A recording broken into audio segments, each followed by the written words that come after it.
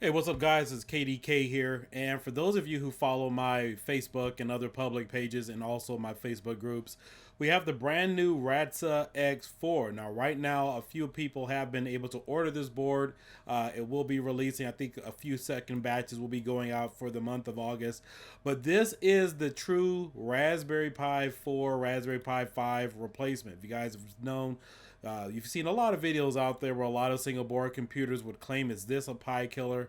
Well, I can assure you that this one is. The X4 was mentioned to me a few months ago by the Radxa company. And so we have this one. If you look very closely at the Raspberry Pi 4 and the Raspberry Pi 4, Raspberry Pi 5, and also looking at the X4, it has a very similar design. So let's go ahead and get into it because this is truly the new model, the new SBC that most home arcade modders will want to invest in. And this, I can tell you, is definitely a pie killer. So let's go ahead and get into it.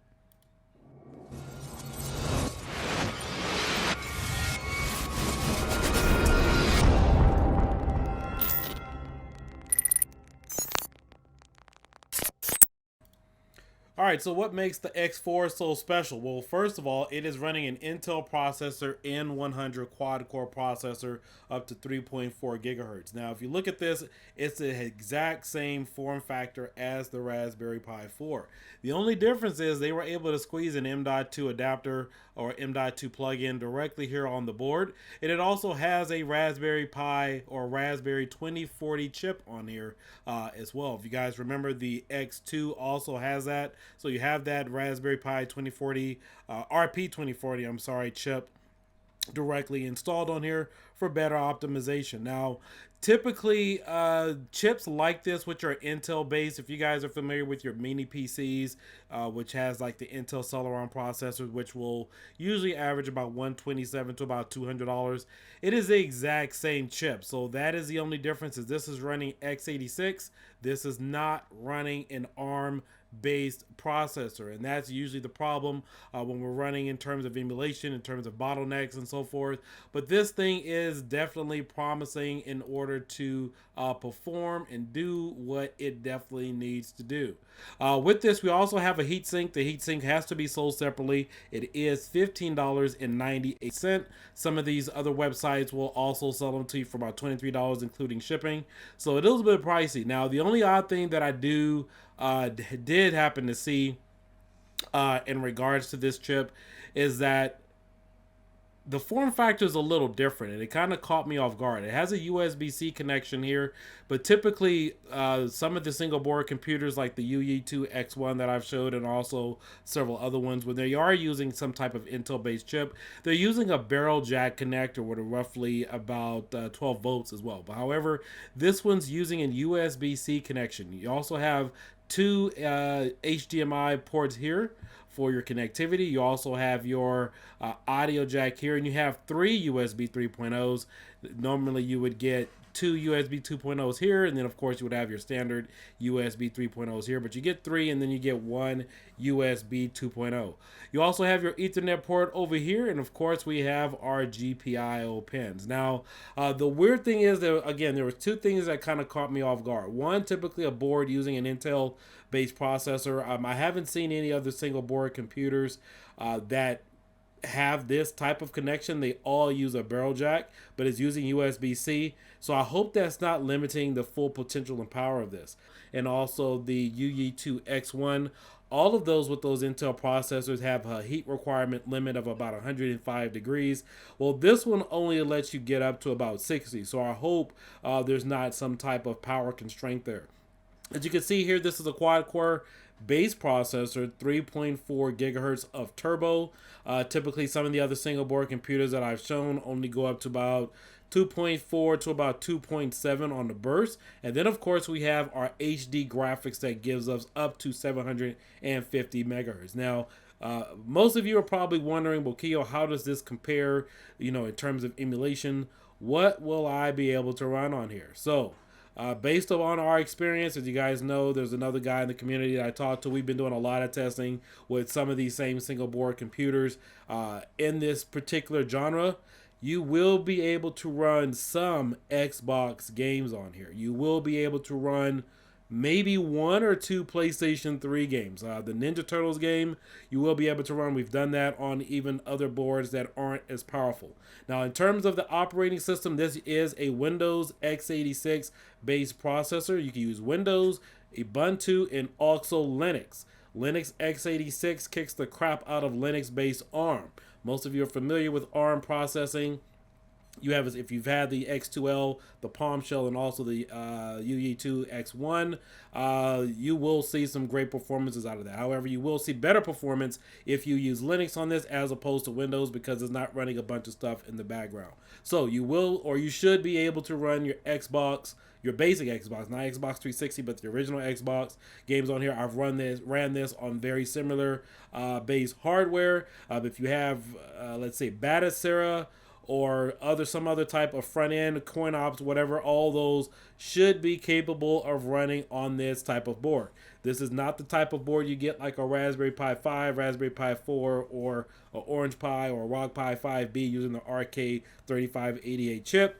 It really requires no development. All the drivers, everything that you need are already there for you to take place. That's why this is what you would call a true Pi killer, because it's the same price. It's $60 to $80, and you could go ahead and start using it as is out of the box. Now, you guys know the Raspberry Pi 5, Raspberry Pi 4, particularly the Raspberry Pi 5, those are going for about $60 to $80. Then you still got to go ahead and buy your case, your heatsink, and all the additional accessories like your M.2 connection, which is going to run you about $127. So with this is a true replacement to some of the mini PCs. They're cheaper than some of the mini PCs that you home arcade modders have been using. So you guys will be licking your chops to get your hands on something like this. Now, the only difference and other concern that I do have is I don't know or think if this is going to be sold or mass produced like the Raspberry Pi 4s,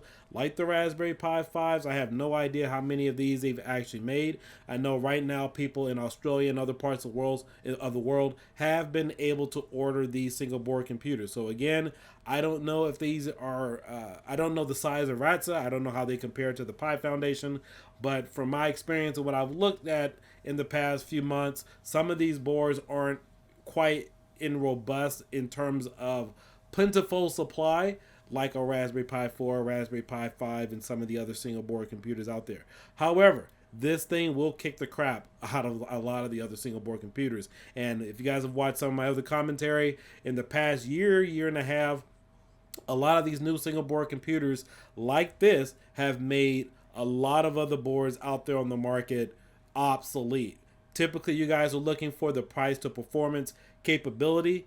This is one of the ones that you should have your eye on. If you're watching this video right now, you need to be on the website ordering maybe one, maybe two. If you are a home arcade modder, this is the one you definitely want to jump on. It's x86. This will replace many of your other mini PCs, which will cost you about $127, $170 to about $200, and still give you that 3.4 gigahertz x86 base performance. You can load Batacera on here. It should take advantage of all of the system drivers and everything for you. So again, you have two micro HDMI ports up to 4K 60 frames per second.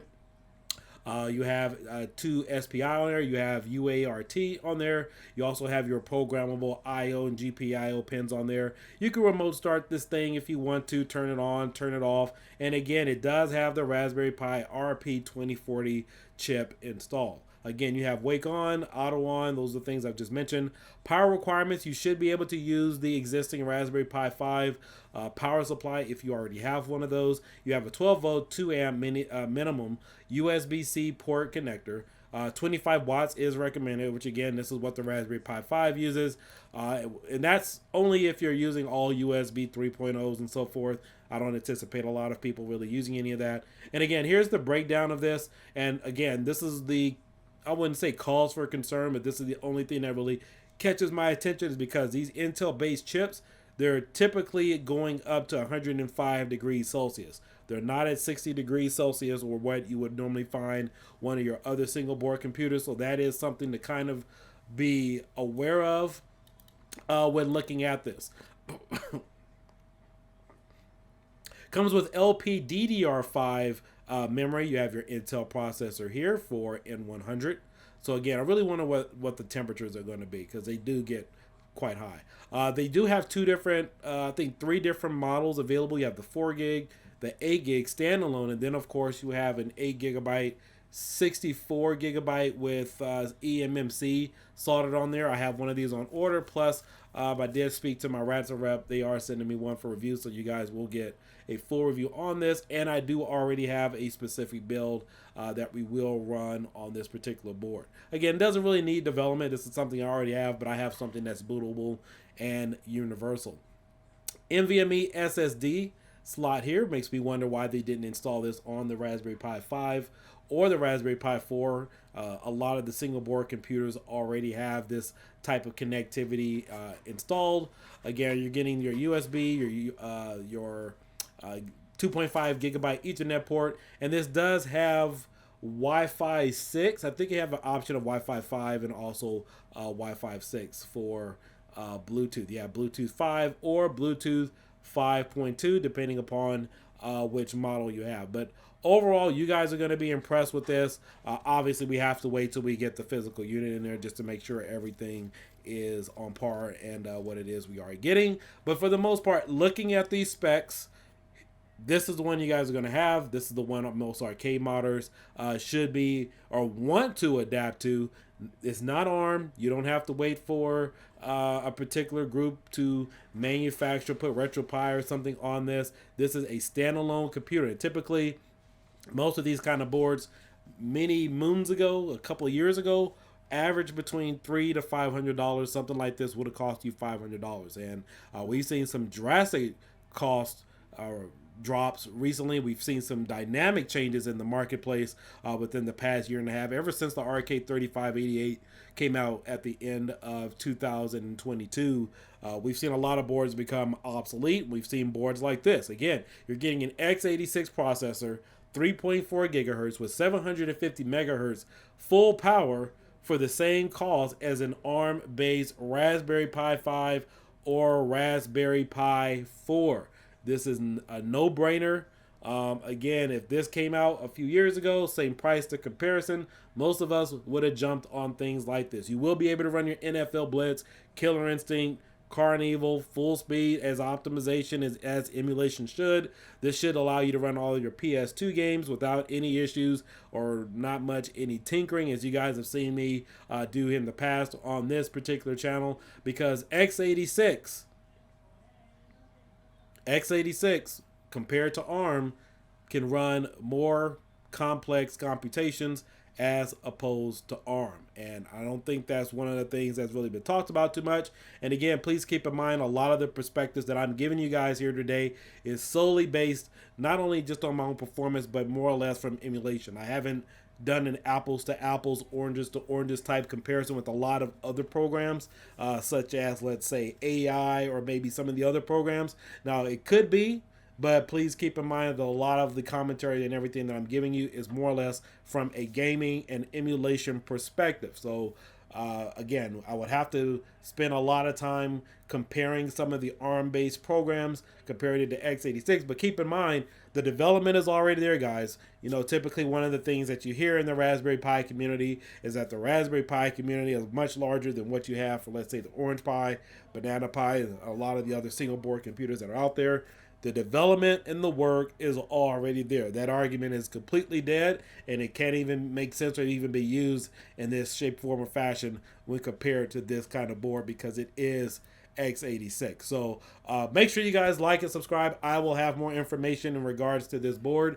As soon as I get it, I will be running some bench tests, and I'm going to guess here a Geekbench score for this particular board is probably going to range somewhere around maybe mid 5s to about mid 600. So I will have some additional commentary in regards to the Geekbench scores, because most of you look at Geekbench and that seems to be your god or your manual to say, oh, well, if I can get up to 3 gigahertz on a Raspberry Pi 5 or Orange Pi 5, that's going to be better than an x86 processor running with a Geekbench score of about 400 or 500.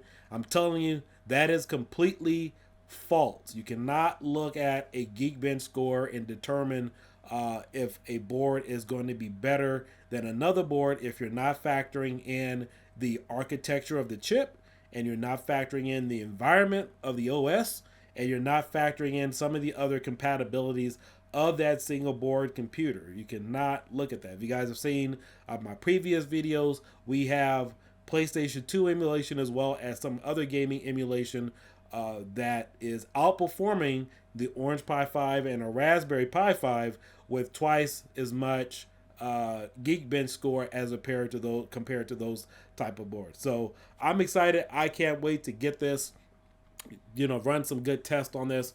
But this is a huge game changer. In fact, I think in this form factor, this is probably the most powerful single board computer cost to performance right now on the market.